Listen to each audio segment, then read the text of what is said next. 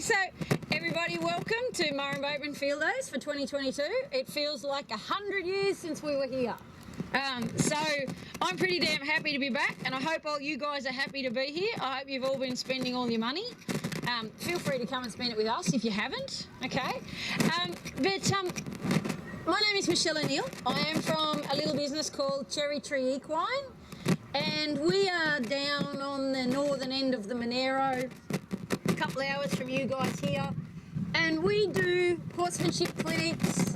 We do clinics on the trail. I travel around all over the state doing clinics, but today what we're going to do is I'm going to give you a little demonstration on trail riding and hopefully give you some tips on how you can come home alive off the trail.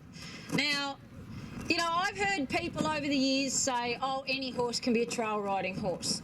Well, you know what, I kind of disagree with that, because, you know, if I go out and ride in my arena at home, you know, I can control the environment, okay? I can control, you know, who comes and goes. I can control the ground. I can have a fair amount of control over, you know, what goes on around me.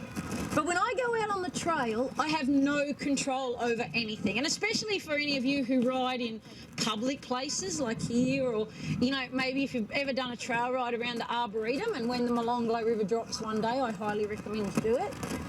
You know, the Arboretum is a classic example. We gave a clinic on the trail there once, and, you know, we had a day, it was fantastic, but we had a day where there was push bikes and there was people and there was cars, and, you know, we had no control over what was going on.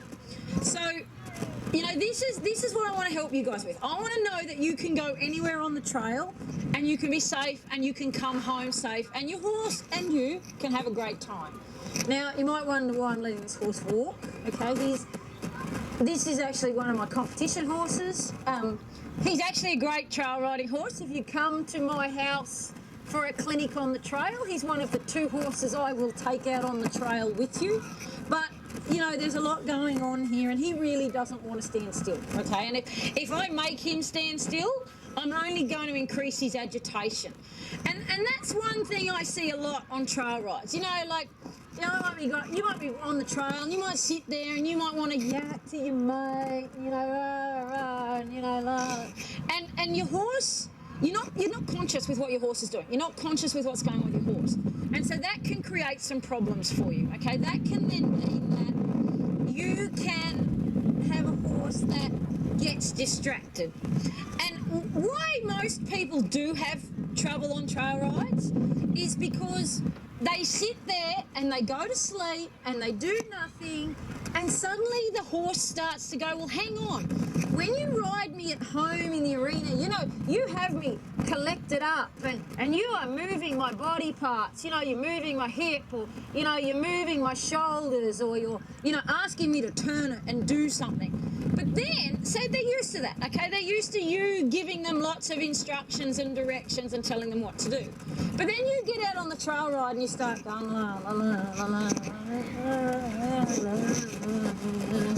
And what happens is, your horse, if you're not giving your horse instruction and you're not giving your horse direction, your horse will take over.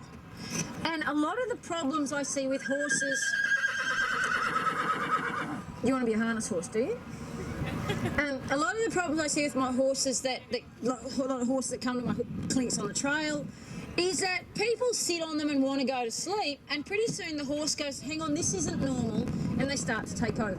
So what do? Okay, how do you, and please don't get me wrong, if you have a great trail horse that you can sit on a loose rein and relax, and that horse does whatever you want, that's great. Okay, that is absolutely fantastic, and you've got a gem of a horse. But what do you do if you don't have that horse? Well, let's say, and please, I have 2 little trees here. Let's say you're wandering along, okay, and you're, you know, going along the trail. Instead of just wandering along half asleep, do a circle around a tree, okay, or a bush, or a rock, or whatever else is around you, okay, and then, you know, like, so start to use some of the techniques that you would use in the arena. Start to use them when you're out on the trail. Start to train your horse on the trail. And I'm really big I breed all my own competition horses, and I'm really big on keeping them out of the arena for as long as I can as young horses. And I'll get them out and I'll go for a trail ride, and I might just do that, okay? I might walk along the track and I might just do that, okay? And then I might keep going a bit further, and then I might ask my horse to do, I might come to another tree, and I might ask my horse to do another circle, okay? And you can see, when I was sitting here half asleep before and talking to all of you, this old horse started to take over a little bit. He was a bit like, oh, you know, I'm winning and I'm doing this. But notice him now. Can you notice how he's coming back to me? He's listening to me. He's doing what I ask, okay? Look at his headset, okay? And for those of you who don't know, anytime your horse's poll gets above his withers, like he is now, you can see he's headed out, okay? They start to release adrenaline, okay? They get their head up, and anyone who's ever ridden a horse that is a bit freaked out about something, you will understand this. That as the adrenaline increases, their head will go up. But any time they get lower, hello, he's scared of trees. Okay, anytime their pole gets lower than their wither, like he is now, they start to release endorphins and they start to relax. Now you can see as we're walking in a circle, Squiggles is starting to relax. And watch his ears flick. Watch his ears rock back and forwards as he travels along. Now, something to note, his draw is over there because his mates are back over in those yards. So if he's going to rush at any point, he is going to rush when he gets facing that way. And that could be the same for you on the trail at home. And that is an issue that we will talk about in a minute. So now as we go around here, okay, and we ask him to give, we ask him to soften, look how relaxed he is. But watch what happens when I just drop the reins and let him go. Notice how he's getting faster. Notice how he's leaving. He's just leaving, okay? He's going back to his buddies. He's like, my mates are over there, I'm going back over there. So, you know, give your horse something to do. Don't just sit there and go to sleep and think it's going to be okay. And even you watch when I stop, he wants to get going again. So, talking about horses rushing home. Now, there are, of all the horses that we have ever had come to do clinics on the trail at home, the two most common problems I see are horses that want to rush home or horses that refuse to be at the back of a group. Okay, everybody knows that horse, that when you're travelling along in a group, that horse has to be in front. And there's a really simple exercise to deal with that, which we'll talk about in a second. But our first problem is rushing home. Now, if you come riding at my house, and we have, you know, paddocks around the camping area and where I saddle up and stuff, I will always get off my horses at the gate before where I unsaddle them. Okay, so basically I could say a paddock away. It's not very big. We have 3,000 acres at home, so I promise you I'm not going to make you walk 2,500 acres. I'm only going to make you walk a couple of 100 metres. But that's what I do. That's the first way I stop horses rushing home. The other thing that I will do is, let's say home is over here, okay, and my horse rushes to here. What I will do is I'll turn him away from home and I'll let him go back. Now, I'm looking for a couple of things here. I'm looking for a slowdown. Now, he just slowed his feet down then. So I might turn around and I'll let him head back to home. Now, as soon as I feel him start to rush there, I turn him away, okay? So I'm going to let him go this way. You can see I'm not following a perfect pattern. Now, if I feel a slowdown in his gait, that'll do, I'll turn him back towards home. Now, he's maintaining this pace. Now, as soon as he gets faster, I turn him away from home again. Now, if you're going to do an exercise like this, you want to have a bit of time on your hands, okay? Because this can take a while. But I tell you what, if you do this properly, it sticks. My mum has a horse, and he's about 17 years of age now, and he's done a bit of this sort of stuff. And if he starts to rush to go home and she turns him around and heads him the other way, I will promise you he nearly drops his head between his knees and goes, oh, okay, I won't do that again. Because he's worked out there's no point rushing down to here because I'm just going to turn around and go the other way. Okay, so he thinks that's the end point. Okay, he thinks that's where he has to go. But I'm showing him that we're not going straight there because that's a mistake most people make. They go out for a trail ride and they go and ride around the property or do whatever and then they head straight home and they get off. And of course, where does that horse think the most wonderful place on earth is at that moment? At home. Yeah, he thinks the most wonderful place at this moment would be if he could eat that grass down there. So you know what? All you're doing is you're literally training your horse to rush home. And if you do a horsemanship clinic with me, something I bang on about a lot is rewarding your horse, okay? Rewarding the slightest try, okay? So, for example, if I was, he's moving around. You guys can see this. If I was to sit here until he stood still and relaxed, and then I got off, well, what I'd be teaching this horse is, if you stand still and relax, there's a chance I might get off. But you can all see he doesn't want to stand still and relax. He wants to go faster. So I'm just going to walk some circles. Now, I'm obviously not going to get off because I've still got a demo to do. Now, I stop here. I let him relax. Now, if he stood here really calmly and didn't move for a few minutes, then I would get off. That is your horse's ultimate reward. So always remember that, okay? Your horse learns by the release of pressure. And pressure for your horse is things like moving his feet, okay? You can see Squiggles would like to leave because there's a horse-drawn wagon up there and like, most horses of his breed and training, he thinks that's a bit scary. So if I was just to get off right now, because he's getting a bit wound up about that, guess what I've taught him? If you get scared about a wagon, I'm going to get off. So guess what he's going to do? Get scared about wagons. He's going to use that, okay? Not nastily, but he's going to use that. So here's the next thing. What do you do about that horse that wants to rush home? What do you do? It's very similar to what we just did. What we do is we put you in a single file, and Erin and Tim, who are standing over here, will happily vouch for you, to all of you, that I make you do this. Okay, so we put everybody in single file, and we put the horse that wants to be at the front, we put it at the back. And you all walk along in single file. And when that horse that is at the back, the one that wants to be at the front, when it gets to the front, guess what we do? We turn around and go back the other way. And then that horse that was at the front is now at the back. Guess what we do when that horse gets back to the front?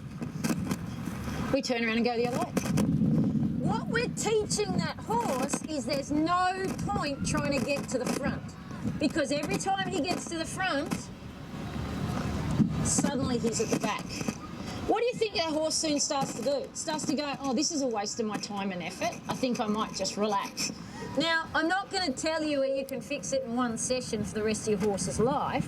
What I'm going to tell you is it's an ongoing process, okay? But if you have a horse that rushes and always wants to get to the front, you can do it with two friends. You only need two friends. Put them in single file, let your horse get to the back. As soon as your horse gets to the front, get everybody to turn around and go the other way. And let your horse get to, and you've got to sit here and let them go. Erin and Tim will tell you we have had horses go at some amounts of speed on occasions, which has probably scared me, the instructor, more than anybody. But that's what we have to do. And I mean, if you don't want to let your horse go fast, just make him trot, okay? So now you've got your horse, you've got something to go home and work on with that with your horse. But here's the same thing. Don't just go to sleep. When you've worked on this a few times and you've got your horse happy about being at the back or at the middle, don't sit there and go to sleep. Start to use things to make him work. Okay, so, and you know what? You need to have friends who you can ride with who are trustworthy. Okay, so same thing. You might find a rock and you might ride a figure of 8 around the rock. Okay, now, and remembering this is all about keeping you safe on the trail, okay? I'm not talking about the horses that do anything and are really great and rah, rah, rah, okay? I am talking about anybody who has a horse that gets a little uppity on the trail. And if you know this horse, there's a couple of you do, like, we've got a fair amount of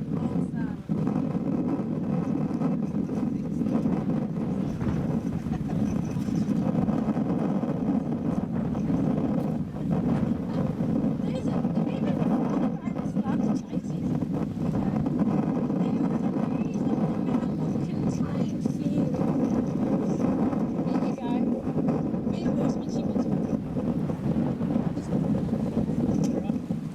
You know, this is the thing. One thing we can guarantee about Murrumbateman is the environment will challenge you on occasion. Now, you think about it, okay? Those just fell over, these fell over. This is what I'm talking about. This is what I'm talking about on the trail.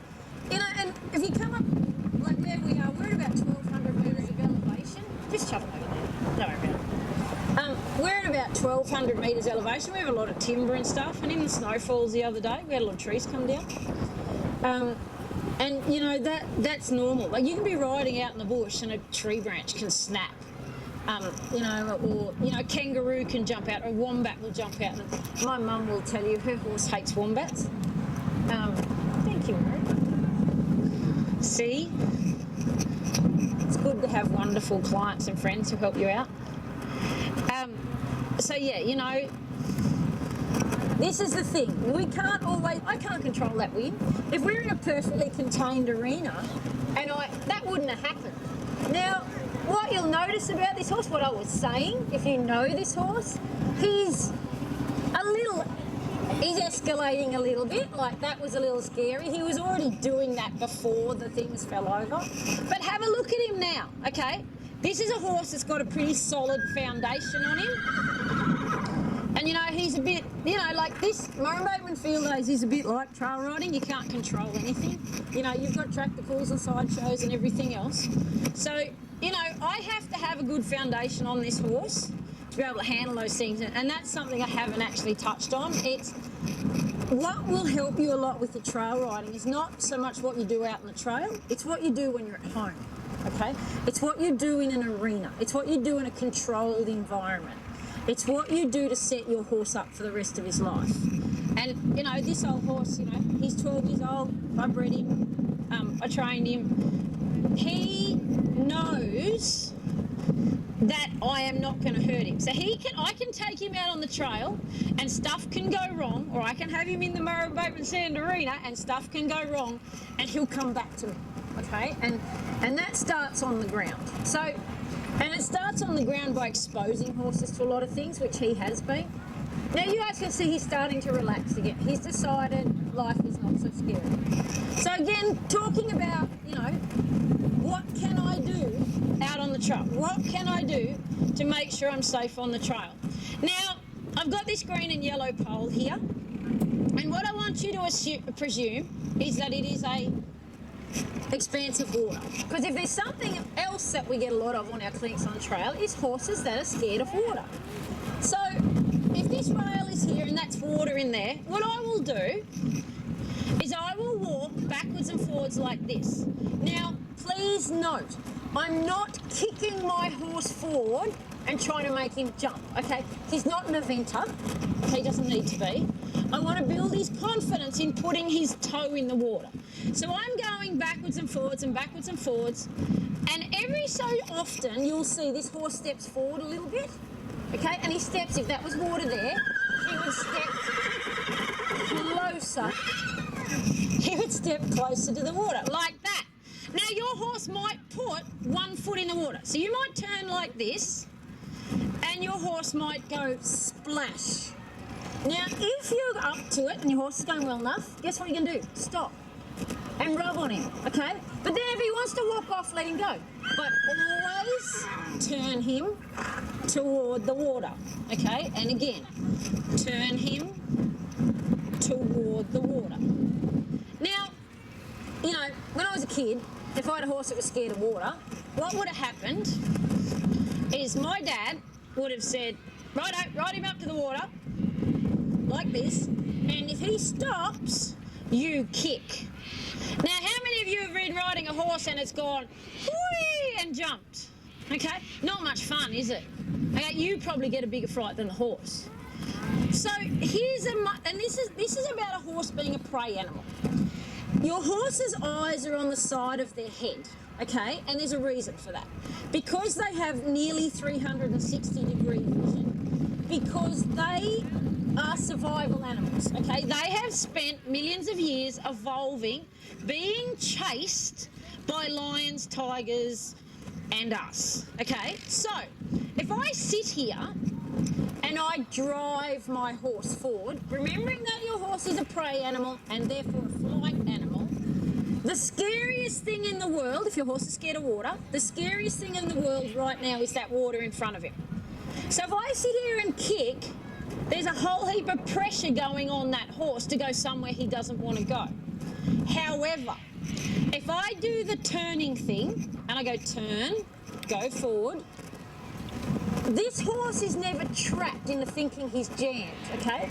Because he's always got, apart from a brief moment, he's always got only one eye looking at the water. So here, left eye, right eye. So now his right eye is looking at the scary object. Now you can do this with more than just water, okay? So now we've got right eye, now we flip to the left eye. So your horse feels like he has somewhere to go, which is out there. And you know what? If your horse has to, he will. But we go left and right, and your horse does not feel threatened by what's in front of it. And you're not going to get... He wants to compete with me. You're not going to get that big explosion, okay? You're not going to get a horse that's freaked out. And by rewarding, like I said before, by rewarding the slightest try, what you start to do is you turn, step your horse across, turn. Now, if I go back over here and I turn and I do this and my horse puts his foot in the water and I let him stop, but then when he wants to go, I let him go, I'm building his confidence in what I'm trying to achieve. I'm not scaring him. You've got to remember always, these are flight animals. If something scares them, there's only 3 responses any animal can make, okay? Fight, flight, or freeze. Now, if anyone has ever seen a horse get to freeze, it is pretty damn scary. When they just do not move and will not move. And this is why I let him walk, okay? Because he's a flight animal, okay? So his whole survival instinct says, if there is something scary, I must move. If there is something scary, I must be ready to run. Now, sadly, he thinks you're scary, okay? So I'm not going to make him stand there and look at you. And this is a bit like the water. Because every time, and you've watched me do it, every time I stop here, and ask him to stand here, he lasts about 3 seconds and he's gone. Okay? Because the flight instinct is so strong. So I'm just waiting for that to fall over. And the flight instinct's going to kick back in again. But you know what? That's really cool. It's good that you get to see that stuff because that is what happens. Now, if there's one thing I want you all to make sure your horses can do before you go out on the trail, it's a one-run stop. Because when everything else goes wrong, you're going to have a one-run stop. And again, like I said, this is something I want you to develop at home in a controlled environment. And what I mean by a one-run stop is walking along, running one hand down the rein, bending your horse and putting the same side leg back and moving his hips, okay? Because remember, anytime your horse's hind legs are crossed, he cannot rear, he cannot bolt, he cannot buck. So you actually have an emergency brake, okay? When everything else goes wrong, you can stop. Now, that is something that, you know, every horse should have. I don't care what they do, okay? Every horse should have that about them. Because otherwise, if something goes wrong, you have nowhere to go, okay? You're in a position where, you know, you are definitely stuck. So that is something that I think, you know, every horse, no matter what it does, should know because it's going to make your life easier. Has anybody got any questions or any problems that they want to bring up? That's good. Yeah. He's the star of the show. Oh, okay, cool. The question is, what about a horse that doesn't want to leave the others to go by itself? So I like to do a little of that, manoeuvring their position, and then starting by like actually just moving them a little further away and then coming back.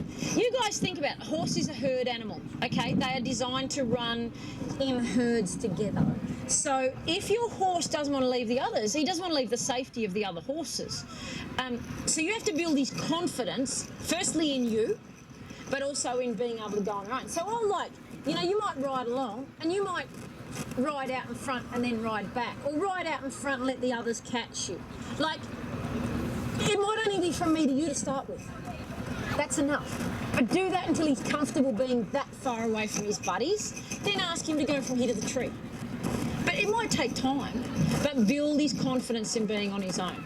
Yeah.